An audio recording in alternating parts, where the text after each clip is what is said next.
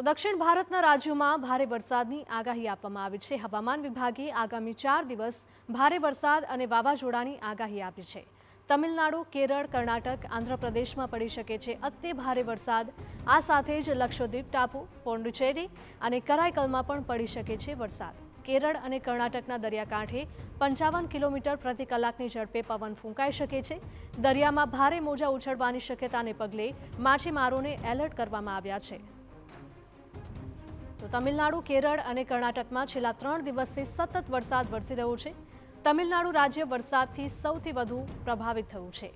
ચેન્નઈ સહિતના અનેક વિસ્તારમાં ભારે વરસાદના કારણે પૂર જેવી પરિસ્થિતિ પણ સર્જાઈ છે। તો ઘણા વિસ્તારોમાં પાણીનો ભરાવો થવાથી લોકો ઘરમાં પુરાઈ રહેવા મજબૂર બન્યા।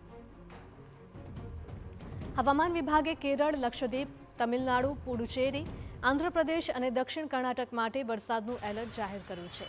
કર્ણાટકના બેંગલુરુમાં 22 થી 25 ઓક્ટોબર સુધી ભારે વરસાદની શક્યતા છે। તો અંદમાન અને નિકોબાર ટાપુઓ, કર્ણાટક, રાયલસીમા અને આંધ્રપ્રદેશ, આ સાથે જ ઓડિશા અને તેલંગાણામાં પણ વાવાઝોડા સાથે વરસાદ ત્રાટકી શકે। આઈએમડીએ ચેતવણી આપી છે કે કેરળ અને કર્ણાટકના દરિયાકાંઠે ભારે પવન ફૂંકાઈ શકે।